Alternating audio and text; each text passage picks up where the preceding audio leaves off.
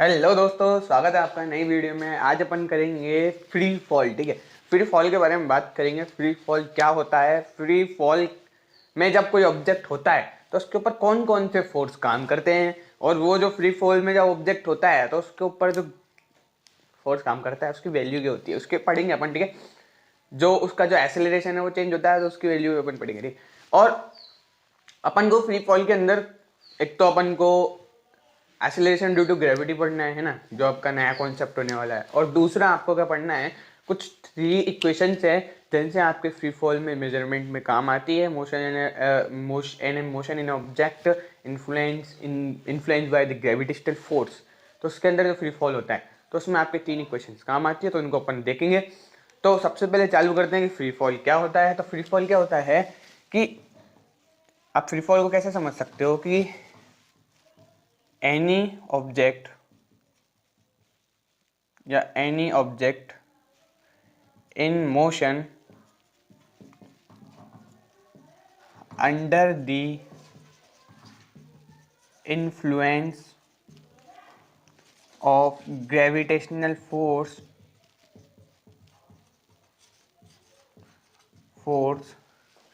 are known as in free fall। मतलब कोई भी मोशन हो ऑब्जेक्ट का जो कि सिर्फ और सिर्फ इन्फ्लुएंस हो किससे, ग्रेविटेशनल फोर्स से, सिर्फ उसके ऊपर ग्रेविटेशनल फोर्स ही काम करे, तो वो जो मोशन है उस ऑब्जेक्ट का वो क्या कहलाता है, फ्री फॉल कहलाता है ना। तो उसमें ज़्यादा कुछ है नहीं कि मतलब आप कह सकते हो कि एक तो ये है कि आप इस मार्कर को अगर मेरे को नीचे रखना है तो मैं क्या करूंगा, इसको एज ए यूं रखूंगा, है ना, पटकूंगा थोड़ी ना। अगर कांच का होता तो मैं इसको ऐसे रखता है ना। तो उसके क्या हो रहा है कि मेरा फोर्स काम कर रहा है कि इसको ना तो वो ग्रेविटी के अपोज कर रहा है, मतलब ग्रेविटी चाहे तो उसको कुछ ही सेकंड्स में खींच सकती है, लेकिन नहीं, मेरा जो हाथ है वो उसको अपोज कर रहा है और मैं उसको आराम से नीचे रख रहा हूँ, है ना, तो मेरा फोर्स लग रहा है। लेकिन क्या हो कि मैं इसको ऐसे ही छोड़ दूं तो नीचे गिर जाएगा, नीचे गिर जाएगा तो नीचे गिर जाएगा। तो इसके ऊपर कौन काम कर रहा है, क्या मेरा हाथ काम कर रहा है? नहीं, मेरा हाथ जब काम कर रहा था तो ग्रेविटी का अपोज कर रहा था, मतलब वो धीरे धीरे जा रहा था। लेकिन जैसे ही मैंने उसको छोड़ा उसके ऊपर मेरा हाथ काम नहीं कर रहा, मेरा एक्सटर्नल फोर्स काम नहीं कर रहा था, उसके ऊपर कौन काम कर रहा है, ग्रेविटी काम कर रही है। उसको खींच कौन रहा है, ग्रेविटी खींच रही है। तो ऐसा मोशन जो कि इन्फ्लुएंस हो किससे, ग्रेविटी से, आप कह सकते हो जो कि हो किससे, ग्रेविटी से, उस ग्रेविटेशनल फोर्स से हो वो मोशन, तो क्या कहलाता है, वो फ्री फॉल कहलाता है। उसके अंदर कोई भी एक्सटर्नल फोर्स काम नहीं करना चाहिए, तभी वो फ्री फॉल होता है। फ्री फॉल में दो आपके जो मेन कॉन्सेप्ट है वो आता है कि फ्री फॉल के अंदर जो भी ऑब्जेक्ट होता है ना उसका डायरेक्शन चेंज नहीं होता। यस, अगर फ्री फॉल के अंदर कोई ऑब्जेक्ट मोशन कर रहा है तो उसका डायरेक्शन चेंज नहीं होगा। जैसे कि मैं अगर इसको गिरा रहा हूं, मतलब इसको छोड़ दिया मैंने, तो ये एज ए पॉइंट पर जाकर गिर जाएगा। मतलब ये ऐसा नहीं मैंने यहाँ छोड़ा है और फिर ये यहाँ आकर गिरेगा, जो डायरेक्शन है वो इसकी सेम रहेगी। तो फ्री फॉल के अंदर जितने भी ऑब्जेक्ट्स होते हैं जो फ्री फॉल करते हैं उनकी डायरेक्शन चेंज नहीं होती, नो चेंज इन डायरेक्शन। दूसरा है कि फ्री फॉल के अंदर जो भी होता है उसमें जो मैग्नीट्यूड ऑफ वेलोसिटी है, मतलब जो ऑब्जेक्ट है उसका जो वेलोसिटी है, उसकी जो स्पीड है वो क्या हो जाती है, इंक्रीज हो जाती है as decrease in distance from the earth. मतलब जैसे ही अर्थ की सरफेस से उसकी डिस्टेंस कम होगी, वो एक्सेलरेशन, आप कह सकते हो जो वेलोसिटी है उसकी उतनी ही इंक्रीज होती चली जाएगी। हाँ, तो उसमें अपन लिख देते हैं कि फ्री फॉल में क्या होता है, दो कॉन्सेप्ट होते हैं कि पहला क्या है कि no change in direction of an object, इसकी डायरेक्शन में कोई चेंज नहीं होता। और दूसरा है कि जो मैग्नीट्यूड मैग्नीट्यूड ऑफ वेलोसिटी है वो क्या हो जाता है, इंक्रीज हो जाता है विथ डिक्रीज डिस्टेंस फ्रॉम अर्थ, है ना।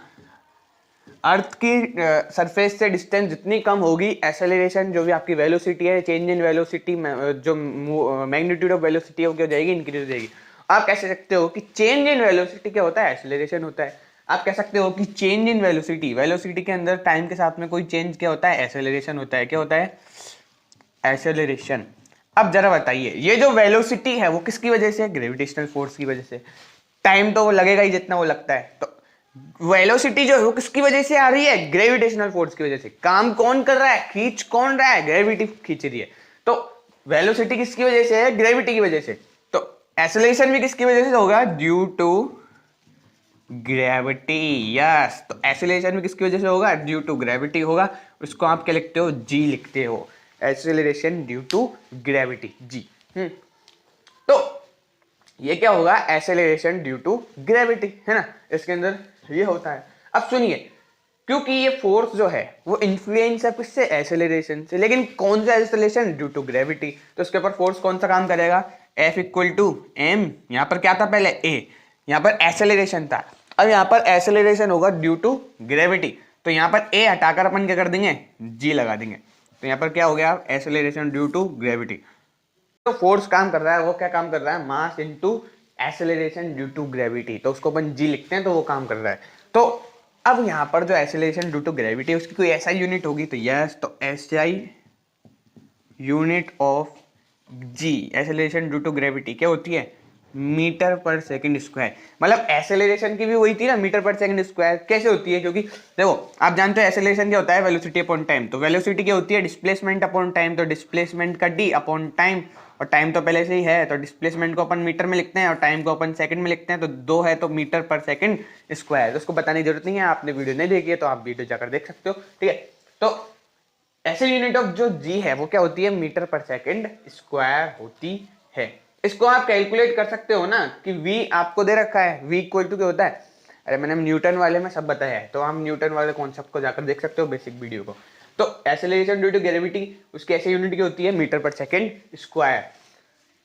अब सुनिए, जो g है, जो g मतलब जो फोर्स, ये force equal to mass into gravity. तो ये क्या होती है? सेम रहती है ना, ये जो जी की वैल्यू है वो सेम रहती है ना। अब सुनिए, ये फोर्स ड्यू टू जो ग्रेविटी लग रहा है ना, एक्सेलरेशन ड्यू टू ग्रेविटी इसमें काम कर रही है, तो फोर्स क्या होगा? ग्रेविटी की वजह से होगा ना। तो फोर्स भी किसकी वजह से लग रहा है? ग्रेविटी की वजह से। अब अपन ने ये तो पहले हो गया अपना, क्या हो गया? Equation first. अब कुछ अपन ने पहले पढ़ रखा है, तो कुछ क्या पहले पढ़ रखा है कि अपन ने पढ़ा था कि जो फोर्स ड्यू टू ग्रेविटी है वो अपन ने पढ़ा था। फोर्स ड्यू टू ग्रेविटी क्या पढ़ा था? Gravitational force of earth, mass of earth, mass of object upon distance का स्क्वायर। आपने ये पढ़ा था पहले, है ना, ये पढ़ा था ना।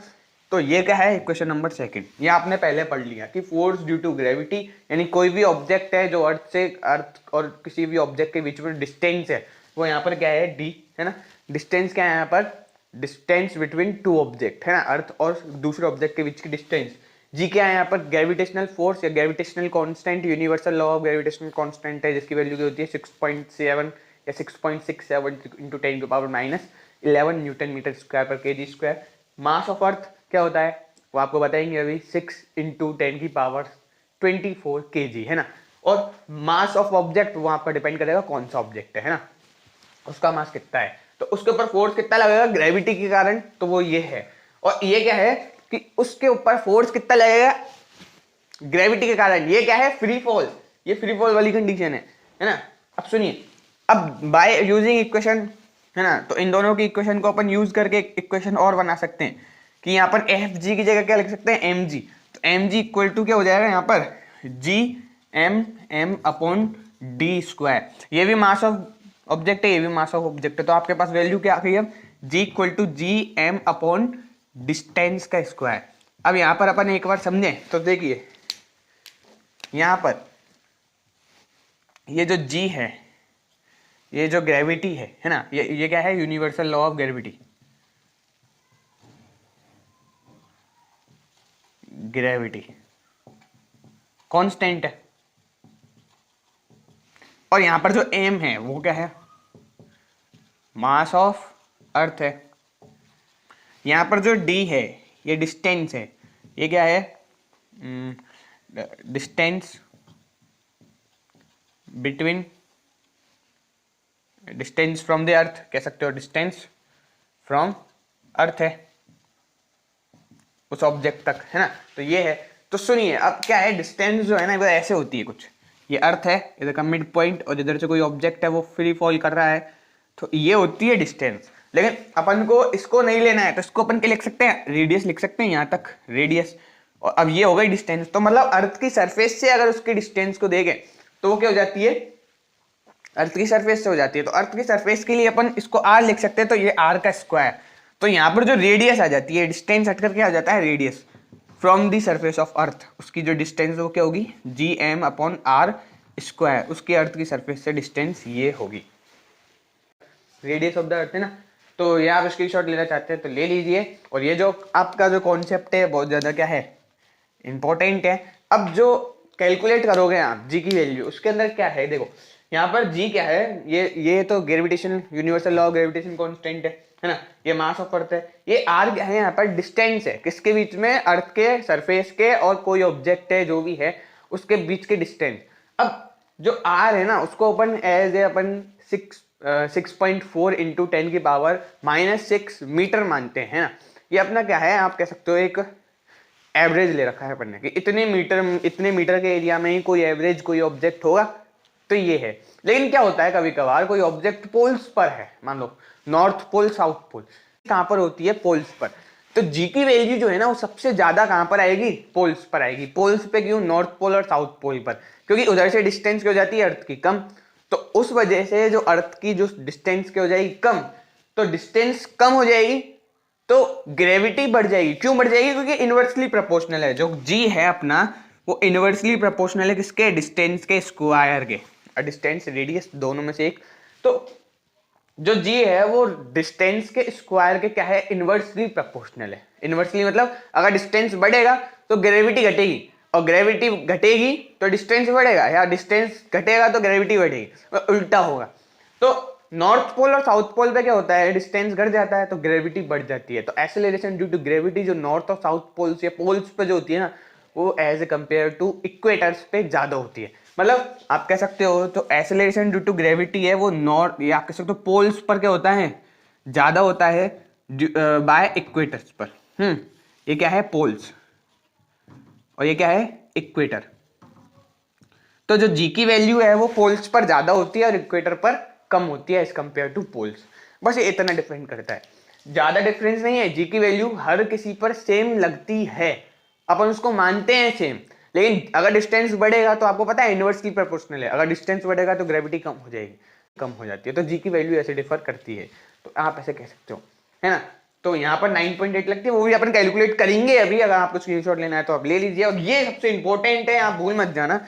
ये मैं इसको ग्रीन डिब्बे में और बंद कर देता हूँ। ये जो है ना ये सबसे इंपॉर्टेंट है ना, ये जो है वो सबसे इंपॉर्टेंट कि पोल्स पर ग्रेविटेशनल जो एक्सीलरेशन ड्यू टू ग्रेविटी है वो ज्यादा होती है एज कंपेयर टू इक्वेटर्स। जी की वैल्यू कैसे कैलकुलेट करते हैं, तो ये आपने फॉर्मूला भी देखा था कि फोर्स ड्यू टू ग्रेविटी, ऐसे इसको छोड़ो, आपने भी देखा था कि gravity acceleration due to gravity equal to क्या लिखा था, G M upon R square. अगर आपको जी की वैल्यू कैलकुलेट करनी है, ऐसा यूनिट तो आपको पता है मीटर पर सेकंड स्क्वायर। अगर जी की वैल्यू कैलकुलेट करनी है तो आपको क्या पता होना चाहिए, ग्रेविटेशनल कांस्टेंट ऑफ अर्थ पता होना चाहिए। वो कितना होता है, 6 पॉइंट, ये कुछ ऐसा होता है देखो, 6.67 इंटू 10 की पावर -11 न्यूटन मीटर स्क्वायर पर केजी स्क्वायर। लेकिन ये 7 क्या है, 5 से बड़ा है। तो इसका जो प्लस पॉइंट है वो 6 के पास आ जाता है, तो ये 7 हो जाता है। तो 6 किस में कन्वर्ट हो जाता है, 7 के अंदर कन्वर्ट हो जाता है। तो इसको अपन एंड में ऐसे लिखते हैं कि 6.7, है ना। तो ये बेसिक मैथ है, उसमें आप समझ सकते हो। मास ऑफ अर्थ क्या होता है, मास ऑफ अर्थ क्या होता है, 6 इंटू 10 की पावर -6 इंटू 10 की पावर 24 kg, है ना। ये क्या होता है, मास ऑफ अर्थ होता है। और जो रेडियस है, जो अपन एवरेज रेडियस लेते हैं, तो वो डिस्टेंस सबकी अलग अलग होती है। यहाँ से मैं किसी चीज को गिरा रहा हूँ तो अर्थ से इसकी डिस्टेंस क्या होगी, कम होगी। और इसी चीज को मैं अगर 3 मंजिल की बिल्डिंग से गिरा रहा हूँ तो डिस्टेंस क्या होगी, ज्यादा होगी। लेकिन एवरेज डिस्टेंस अपन के लेके चलते हैं, वो आपको बता देता हूँ, 6.4 इंटू 10 की पावर -6 मीटर।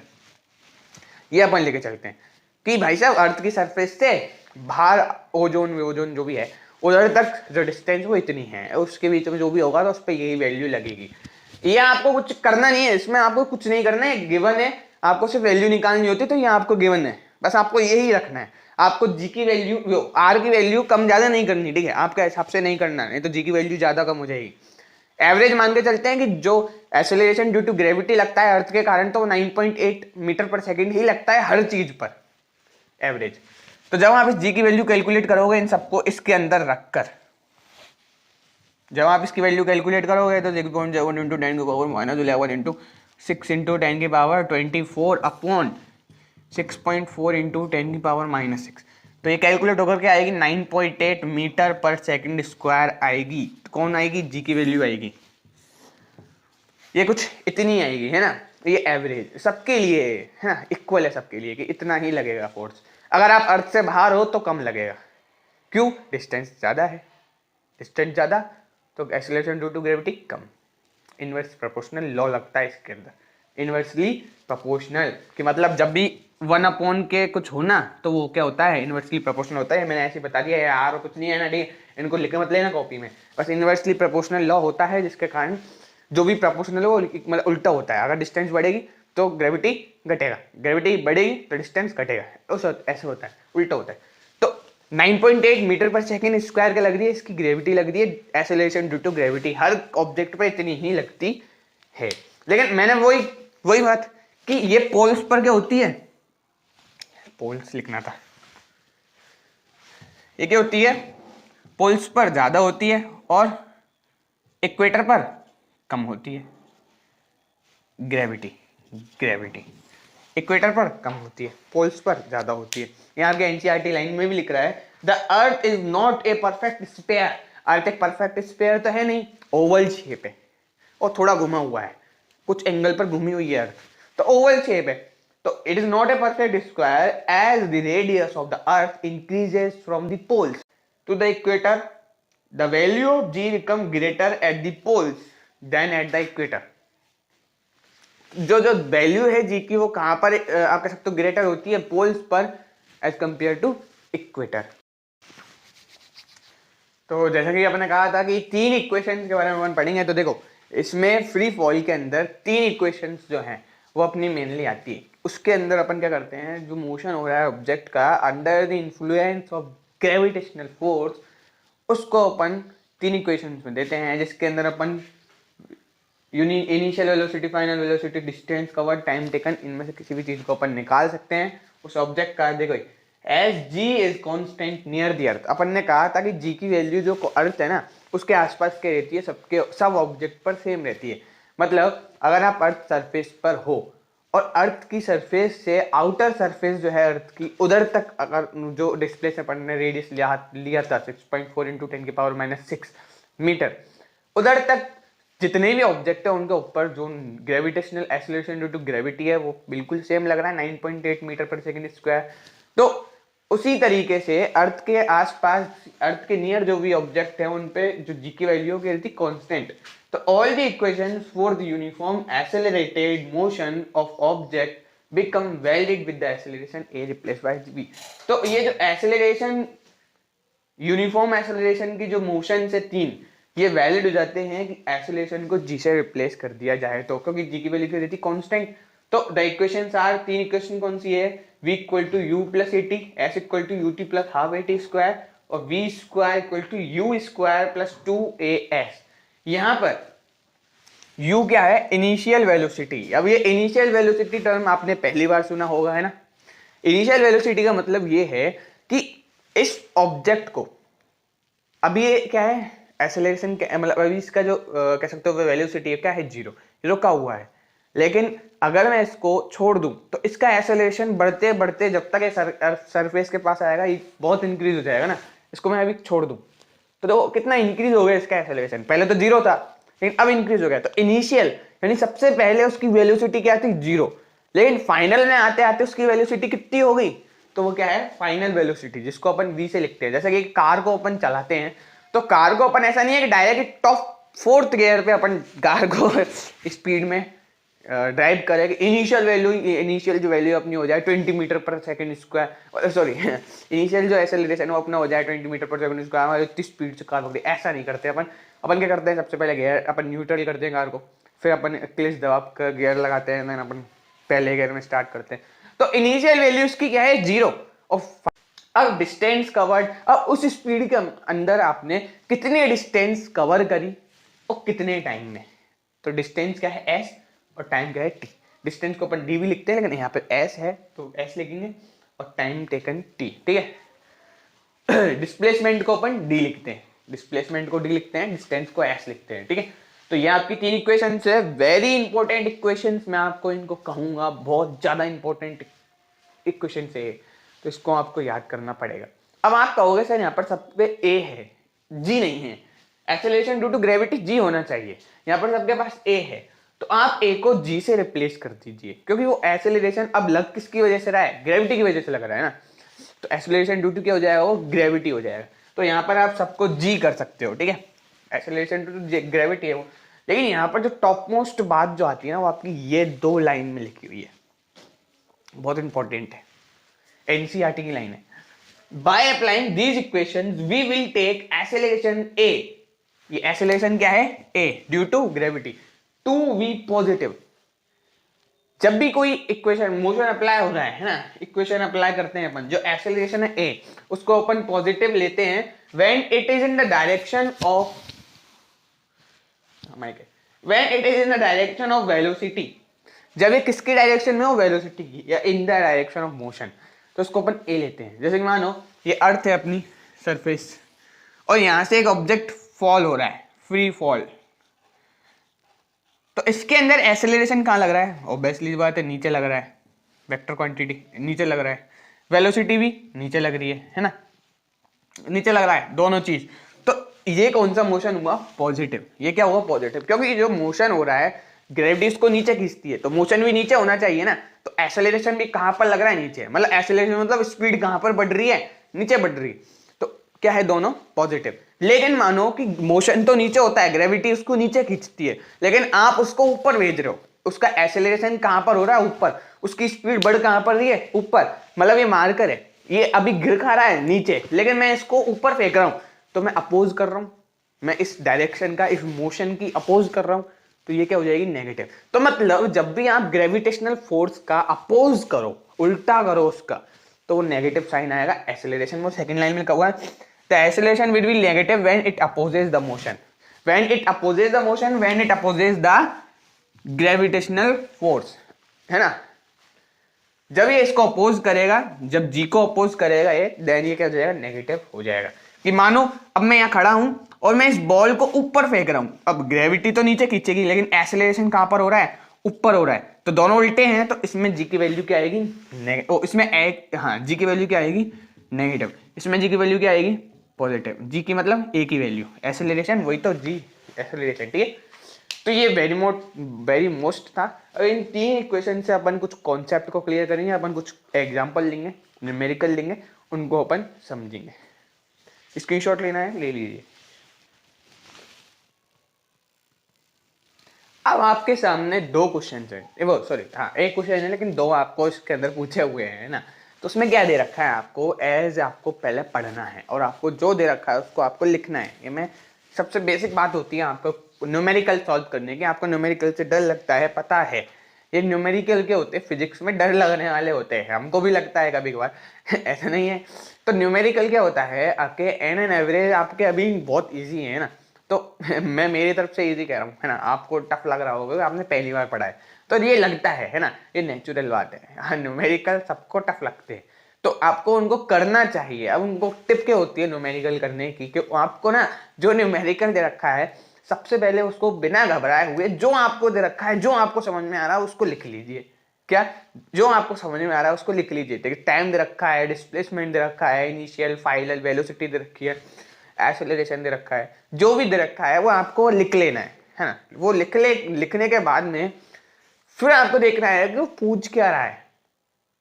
तो वो पूछ रहा है, उस पर आप क्वेश्चन मार्क लगा दीजिए, और उसको फिर फॉर्मूले, आपके पास 3 फॉर्मूले हैं, है ना, जो आपके फ्री फॉल के 3 फॉर्मूलेज हैं, उन तीनों में से उस चीज को देखिए।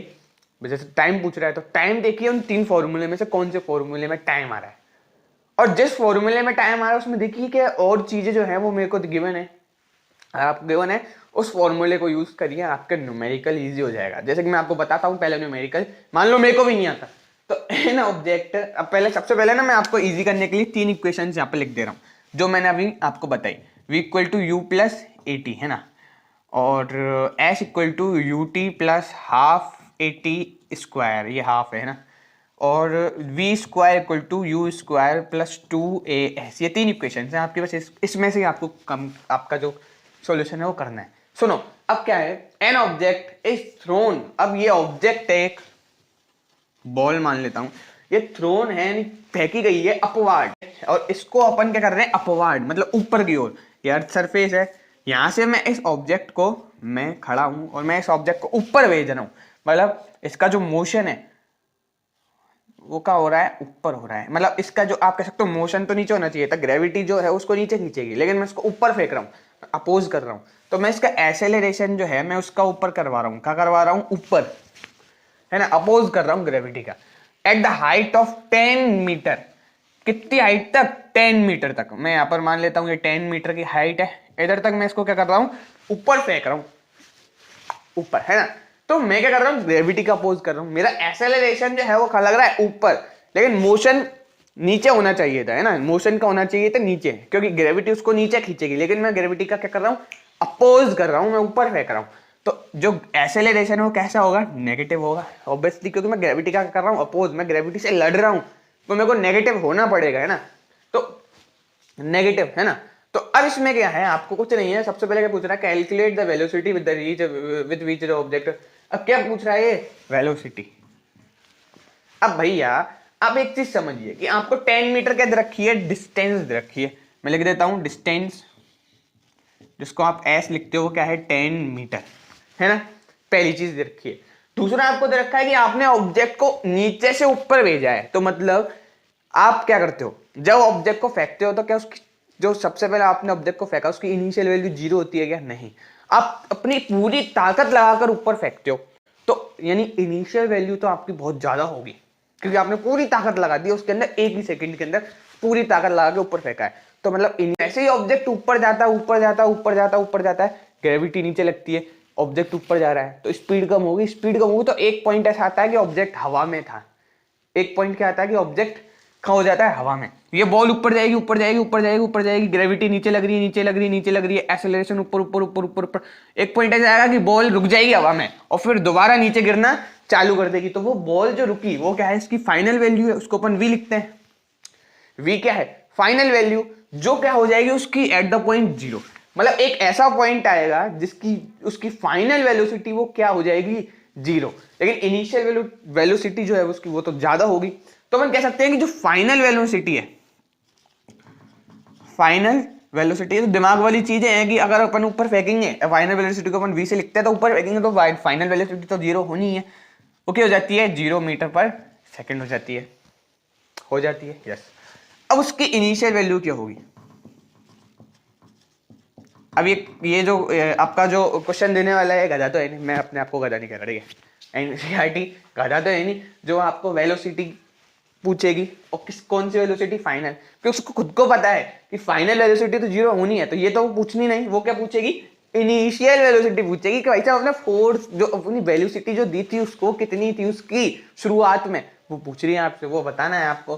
क्या आपको कोई ऐसा फॉर्मूला है जिसके अंदर आपको इनिशियल वेलोसिटी हो, यानी यू हो, इनिशियल वेलोसिटी किससे लिखते हैं, यू से, क्या यू है, देखो इस फॉर्मूले में यू है, इसमें यू है, इसमें यू है, सर दोनों सब तीनों में यू है, क्या फाइनल वेलोसिटी है, सर इसमें है, इसमें नहीं है, तो ये फॉर्मूला यूज नहीं होगा, इसमें है सर ये यूज हो सकता है, यह हो सकता है। सुनिए अब देखिए, इधर भी वी है, इधर भी है, इधर यू है, इधर यू है, इधर ए है, इधर टी है, क्या टी है आपके पास, टाइम है, क्या टाइम दे रखा है कहीं, नहीं दे रखा ना, टाइम कहाँ है, नहीं है, तो ये वाला फॉर्मूला भी यूज नहीं होगा क्योंकि टाइम नहीं है आपके पास।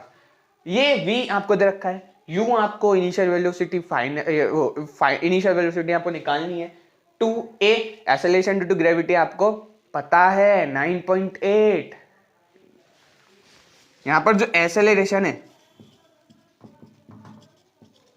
ड्यू टू ग्रेविटी वो क्या है, g क्या है 9.8 मीटर पर सेकंड स्क्वायर, ये माइनस में होगी ना क्योंकि अपन ग्रेविटी का अपोज कर रहे हैं, तो ये नेगेटिव है ना, तो जी आप ए आपके पास है, इसको आप जी लिख सकते हो, एक्सेलरेशन ऑफ द ऑब्जेक्ट वो माइनस होगा क्योंकि वो ऊपर जा रहा है। डिस्प्लेसमेंट 10 मीटर दे रखा है, तो ये फॉर्मूला आपका करेक्ट है। तो बस ऐसे आपको चूज करना है फॉर्मूला। तो यहाँ फॉर्मूला लगेगा V square equal to U square plus 2as, है ना। अब वी स्क्वायर इनिशियल वेलोसिटी, वो फाइनल वेलोसिटी 0, इनिशियल वेलोसिटी पता नहीं तो इनिशियल को इनिशियल रहने दो, प्लस 2 मल्टीप्लाई एक्सेलरेशन माइनस में 9.8 और डिस्टेंस 10, है ना, डिस्टेंस 10। तो ये तो 0 हो गया। तो ये जो है भाई साहब ये इधर उठ के आ जाएगा, है ना, ये जो वैल्यू है ये 0 हो गई। अब ये जो है ये यू स्क्वायर है प्लस ये 2 मल्टीप्लाई होगा 9.8 से, तो इसको मल्टीप्लाई करें, पहले 10 से मल्टीप्लाई करेंगे तो पॉइंट हट जाएगा, है ना। 10 से मल्टीप्लाई करोगे तो पॉइंट हट जाएगा, ये क्या हो जाएगा माइनस का 98, और उसको जब 2 से मल्टीप्लाई करोगे तो देख लीजिए, मैं लिख देता हूँ यू स्क्वायर, ये यू जो है ना ये माइनस का हो गया, ये इधर आ गया, मतलब इक्वल से पहले आ गया, ये इसने जगह चेंज कर ली और जगह चेंज करेगा तो माइनस का हो जाएगा। तो माइनस का यू स्क्वायर इक्वल टू ये दोनों मल्टीप्लाई हो 916 और 9 18 और 90 196, जो भी माइनस का। अब क्योंकि ये यू स्क्वायर है तो देखो माइनस से तो माइनस गया, माइनस से तो माइनस गया। अब क्या बचेगा यू स्क्वायर इक्वल टू 196, 196। ये यू स्क्वायर है तो मतलब ये रूट लगाएगा इसके ऊपर 196, और जब आप इसको खोलोगे तो 14 का स्क्वायर होता है। तो u की जो वैल्यू आ गई क्या आ गई 14 मीटर पर सेकंड आ गई। वेलोसिटी तो मीटर पर सेकंड में होती है, उसकी ऐसा यूनिट होती है वेलोसिटी की मीटर पर सेकंड। तो u यानी इनिशियल वैल्यू, इनिशियल वेलोसिटी आपकी क्या आ गई 14 मीटर पर सेकंड आ गई। ओके, तो आपने इनिशियल वेलोसिटी निकाल लिया। क्या है, कुछ नहीं है, बस आपको जो दे रखा है उसको फॉर्मूला है आपको पता होना चाहिए। फॉर्मूला पता है, v है, u है, 2 है, a है, s है, दे रखा है सब चीज, ये पुट करिए। ये वाला टाइम नहीं दे रखा तो क्यों पुट करें। तो आपको क्या आ गई इनिशियल वेलोसिटी आ गई। तो मैं इसको यहाँ लिख सकता हूँ इनिशियल वेलोसिटी क्या आ गई 14 मीटर पर सेकेंड। ठीक है, अब मैं इसको इरेज कर दूं, स्क्रीनशॉट लेना है ले लीजिए। ओके, अब सुनिए इसको अपन इरेज करते हैं और अब अपन से क्या पूछा है वो अपन देखते हैं। मैंने एक चीज मिटा दी आपकी शायद, जो एक्सेलरेशन है वो क्या दे रखा है 9.8 मीटर पर सेकंड स्क्वायर, लेकिन ये क्या है नेगेटिव, माइनस का है ना। हाँ, अब देखिए अपन से सेकंड में क्या पूछ रहा है, पहले की वैल्यू अपने पास क्या आ गई, पहले की इनिशियल वैल्यू u अपना क्या आ गया 14 मीटर पर सेकंड, पहले का आंसर हो गया। अब सेकंड का देखते हैं, the time taken by the object to reach the height. ये 10 मीटर की जो हाइट है उस पर पहुंचने के लिए कितना टाइम लिया ऑब्जेक्ट ने, वो बताना है। टाइम पूछ रहा है, क्या दे रखा है आपको, v पता है, u आपने पता लगा लिया है, a आपको पता है, d पता है। फॉर्मूला पुट करिए जहां पे टाइम हो। तो ऐसा कौन सा फॉर्मूला है जहां पे टाइम है, इसमें है टाइम नहीं, तो ये फॉर्मूला यूज नहीं होगा। एस वाले में टाइम है क्या, यस टाइम है। डिस्प्लेसमेंट आपके पास है, फाइनल वो इनिशियल वेलोसिटी आपके पास है, टाइम है नहीं है। हाफ ए आपके पास है, टाइम है नहीं है। तो दो यहाँ ये थोड़ा गड़बड़ हो जाएगा, तो इसको रहने दीजिए। इधर देखिए इनिशियल वेलोसिटी, वो फाइनल वेलोसिटी आपको 0, इनिशियल वेलोसिटी पता लग गई, ए एक्सेलरेशन पता है 9.8 माइनस का, टी नहीं पता, इसको निकाल सकते हो यस एक। तो अब ये वाला फॉर्मूला पुट करिए, कौन सा है, v equal to U plus A T. Final velocity क्या है 0, है ना, फाइनल वेलोसिटी 0, इसको तो 0 लिख सकता हूँ, स्क्वायर है नहीं ना, 0। और u इनिशियल वेलोसिटी कितनी थी 14, और प्लस a कितना है 9.8 माइनस का, मल्टीप्लाई टी तो पता ही नहीं है ना, तो टी को टी रखो, है ना। अब जब इसको मल्टीप्लाई करोगे, जब इसको मल्टीप्लाई को करोगे ये प्लस का और माइनस का, प्लस और माइनस के हो जाएंगे माइनस, तो यहाँ आ जाएगा 14 माइनस 9.8 मल्टीप्लाई टी। अब ये कह सकते हो ये 14 है, इधर चला जाएगा क्योंकि ये नंबर है तो उधर जाएगा, है ना। तो इसको जब अपन उधर भेजेंगे तो 14 माइनस का हो जाएगा, यहाँ बचेगा 9 माइनस का 9.8 टी। अब क्योंकि टी मल्टीप्लाई में है 9.8 से तो डिवाइड में जाएगा, तो टी इक्वल टू माइनस का 14 अपॉन माइनस का 9.8, माइनस से माइनस गया और डिवाइड करने पर क्या आया 1.43 क्या आया, मिनट आया, सेकंड, ठीक है, ऐसा यूनिट की होती है टाइम की, सेकंड। तो आपके पास क्या आ गया 1.43 सेकंड। जब आप कुछ डिवाइड करोगे, आप डिवाइड कर लेना है ना, बहुत ईजी है। तो टाइम भी आपके पास आ गया है, तो दूसरी इक्वेशन का टाइम भी आपके पास क्या आ गया 1.43 सेकेंड। तो इस तरीके से आप कुछ भी जो है फाइंड कर सकते हो इन 3 इक्वेशन की मदद से, या कह सकते हो गोल्डन स्टार्स है, मतलब आप कह सकते हो जादू की छड़ी है, कुछ भी फाइंड कर सकते हो, कुछ भी है ना जो इसमें है। तो इस तरीके से आप निकाल सकते हो इनको। और आज की वीडियो अपन यहीं पर एंड करेंगे। तो आशा है आपको वीडियो समझ में आई होगी। आपको न्यूमेरिकल करने की जो टिप है वो आपको ध्यान रखनी है कि सबसे पहले जो दे रखा है उसको लिखिए, और फिर आपको जो पूछ रखा है उसको ठिंगा लगाइए, मतलब जैसे कि मैंने इधर लगाया था, है ना। और फिर आपको फॉर्मूले जो पता है उसके अंदर देखिए कि आपको जो निकालना है वो किस इक्वेशन के अंदर है, और जिस इक्वेशन के अंदर है तो उसमें क्या क्या आपको गिवन है। जो ज़्यादा गिवन हो उस इक्वेशन को पुट कर लेना है, उसको उठा लेना। इस तरीके से आप सारे क्वेश्चंस को कर सकते हो। और 3 इक्वेशंस आपको समझ में आ गई होगी, फ्री फॉल का मतलब आपको समझ में आ गया होगा। थैंक यू फॉर वॉचिंग, इतना ही वीडियो में। तो मिलेंगे आपके नेक्स्ट वीडियो में, जिसके अंदर अपन फ्री फॉल के बाद में जो टॉपिक है अपना कौन सा, मास और वेट, इसको अपन कैलकुलेट मतलब बताएंगे आपको क्या होता है मास और वेट, उसको कैलकुलेट करना भी बताएंगे, अर्थ का मास, मून का मास। तो बने रहिए हमारे साथ। Thank you for watching, subscribe कर लीजिए चैनल को, आगे इंटरेस्टिंग वीडियो आने वाली है। Bye bye.